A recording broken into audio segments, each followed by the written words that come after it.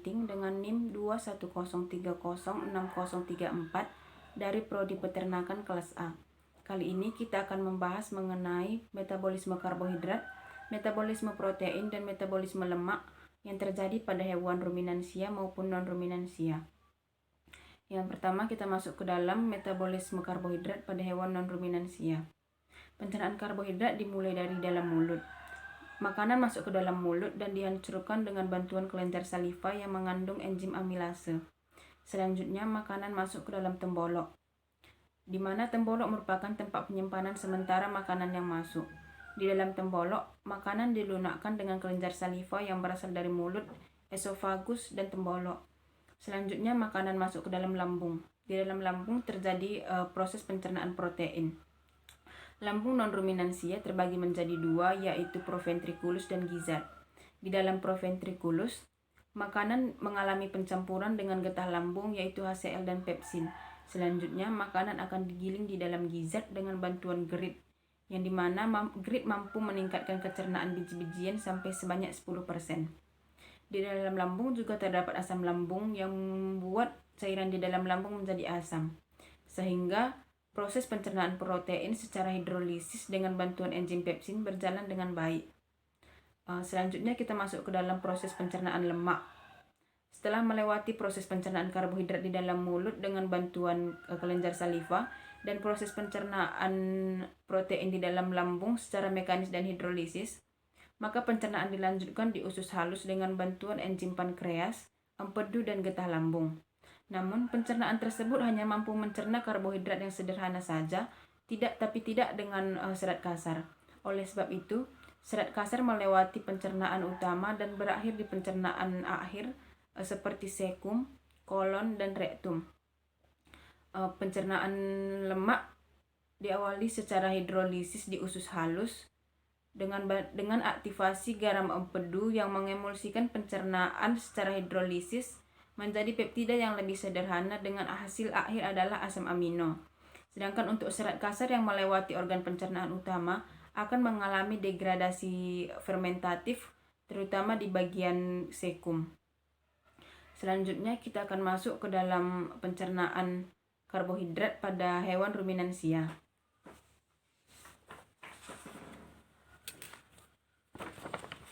Ini adalah pencernaan karbohidrat dalam rumen, di mana ada fruktan, sukrosa, pati, selulosa, hemiselulosa, dan pektin. Fruktan akan dikonversikan menjadi fruktosa. Sukrosa akan dikonversikan menjadi fruktosa dan glukosa. Pati yang terdiri dari maltosa dan isomaltosa akan dikonversikan menjadi glukosa.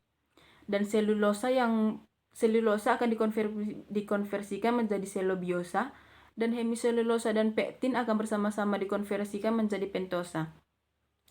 Glukosa hasil dari sukrosa dan pati bersama-sama dengan selubiosa yang berasal dari selulosa akan berubah menjadi glukosa 6-fosfat.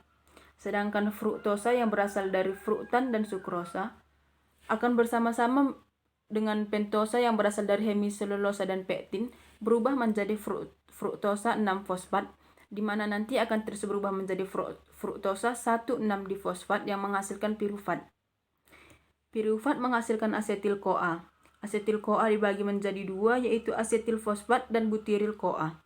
Butiril-CoA akan berubah menjadi butirat, dan asetil-fosfat akan berubah menjadi asetat. Selain asetil-CoA, pirufat juga menghasilkan laktat dan oksaloasetat.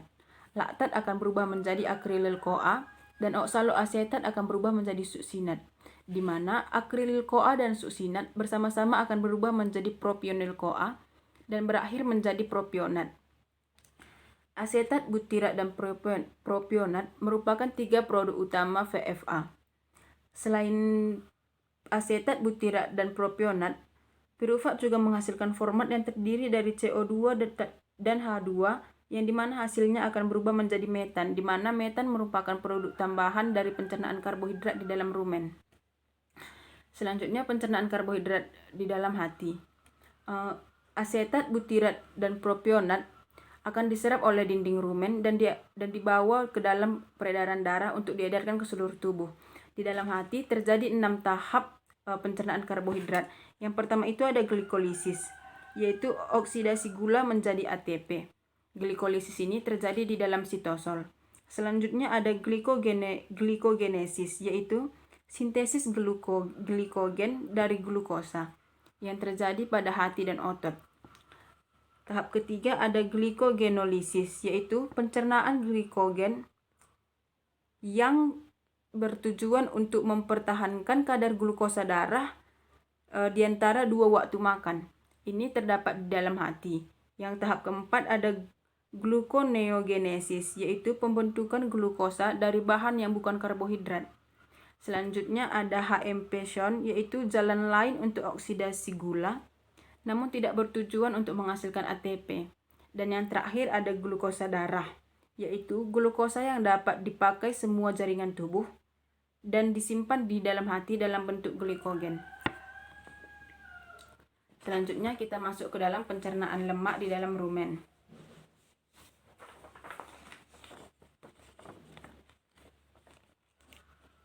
Maksudnya pencernaan protein di dalam rumen. Awalnya protein dihidrolisis oleh bantuan enzim proteolisis menghasilkan oligopeptida. Oligopeptida dimanfaatkan oleh mikroba rumen sebagian untuk sintesis protein tubuhnya, sebagian lolos degradasi rumen, dan sebagian lagi dihidrolisis menjadi asam amino. Asam amino kemudian dideaminasi menjadi NH3, di mana NH3 hasil deaminasi bergabung dengan NH3 yang dihasilkan dari urea dan NPN. Selanjutnya, selain menjadi NH3, asam amino juga dideaminasi menjadi asam ketoalfa, di mana asam ketoalfa nanti akan menghasilkan VFA. Selanjutnya, protein-protein yang tahan degradasi akan langsung masuk ke dalam usus, seperti asam ketoalfa, asam amino, oligopeptida, dan protein. Protein-protein yang tahan degradasi biasanya akan mempunyai kecernaan yang tinggi, atau sering juga kita sebut dengan protein bypass. Selanjutnya, protein yang tidak tahan degradasi juga akan masuk ke dalam usus, namun hanya dalam bentuk protein mikroba saja. Selanjutnya, kita masuk ke dalam pencernaan protein pada hati dalam ruminansia, yaitu makanan masuk ke dalam rumen, di mana di dalam rumen makanan dibagi menjadi 2, yaitu protein murni makanan dan NPN makanan. Protein murni makanan berubah menjadi peptida, dan peptida nantinya akan berubah menjadi asam amino. Sedangkan NPN makanan menghasilkan NH3 yang nantinya akan berubah menjadi asam amino, dan juga menghasilkan langsung asam aminonya, di mana asam amino di dalam rumen ini akan dimanfaatkan oleh protein mikroba hingga saluran pencernaan belakang. Namun dalam proses pembentukan NH3, mikroba rumen tidak mengenal kata cukup, sehingga terjadi kelebihan NH3 di dalam rumen. NH3 yang berlebih di dalam rumen akan diserap oleh dinding rumen dan dibawa ke dalam hati. Di dalam hati, NH3 diubah menjadi urea. Urea nantinya akan dikembalikan ke dalam rumen dalam bentuk air liur, dan sebagian lagi akan masuk ke ginjal dan diekskresikan bersamaan dengan urin. Selanjutnya kita masuk ke dalam pencernaan lemak pada rumen. Pertama itu ada lemak pakan. Lemak pakan dibagi menjadi 2, yaitu galaktosil asilgliserol dan triasilgliserol, di mana galaktosil asilgliserol dan triasilgliserol dihidrolisis oleh bakteri rumen sehingga terjadi proses lipolisis, di mana proses lipolisis ini menghasilkan asam lemak ditambah dengan galaktosa dan gliserol. Galaktosa dan gliserol nantinya akan menghasilkan VFH, khususnya propionat. Sedangkan asam lemak hasil lipolisis ini akan dibiohidrogenasi, di mana asam lemak akan terbagi menjadi 3, yaitu asam lemak tak jenuh oleat 18:1, asam lemak tak jenuh linoleat 18:2, dan asam lemak tak jenuh linoleat 18:3, di mana ketiga asam lemak tidak jenuh ini akan mengalami penjenuhan dengan penambahan hidrogenasi, dengan hasil akhir adalah setiarat 18:0. Selanjutnya kita masuk ke dalam penyerapan lemak pada hati. Dapat kita lihat bahwa lemak mengalami hidrolisis menghasilkan asam lemak rantai pendek dan gliserol, di mana gliserol menghasilkan VFH yang bisa langsung masuk ke dalam pembuluh darah. Sedangkan asam lemak rantai pendek akan diserap oleh dinding rumen. Kemudian asam lemak rantai panjang CLB dari 14 akan mengalami hidrolisis dan masuk ke dalam usus dalam bentuk monogliserida. Dan ada juga asam lemak yang masuk ke dalam usus dari hidrolisis dengan bantuan enzim lipase pankreas, yaitu enzim lemak bebas. Selain itu, di usus juga terdapat gliserol dan asam lemak pendek, di mana asam lemak pendek akan diserap oleh sel mukosa usus. Monogliserida dan asam lemak bebas yang tak larut akan membentuk misel yang melewati dinding usus dan masuk ke dalam peredaran darah. Selanjutnya, gliserol dan asam lemak rantai pendek akan membentuk triasil gliserol di dalam epitelium usus. Triasil gliserol nantinya akan masuk ke pembuluh limfa. Triasil gliserol ditambah dengan fosfolipid dan kolesterol akan membentuk kilomikron yang juga bersama-sama akan masuk ke dalam pembuluh darah untuk diedarkan ke dalam seluruh tubuh. Selanjutnya kita masuk ke dalam keterkaitan antara karbohidrat, protein, dan lemak. Ini semua adalah hasil dari nutrien hasil pencernaan karbohidrat, protein, dan lemak. Bisa kita lihat ini adalah asetat. Asetat akan melewati hati dan masuk ke dalam peredaran darah dalam bentuk asetat. Kemudian ada butirat yang berubah menjadi beta hidroksibutirat, melewati hati dan masuk ke dalam peredaran darah juga dalam bentuk beta hidroksibutirat. Selanjutnya, propionat dan glukosa di dalam hati berubah menjadi glukosa. Begitu juga dengan triasil gliserol yang di dalam hati berubah menjadi gliserol dan membentuk glukosa. Di dalam hati juga terdapat asam keto alfa yang juga akan berubah bentuk menjadi glukosa.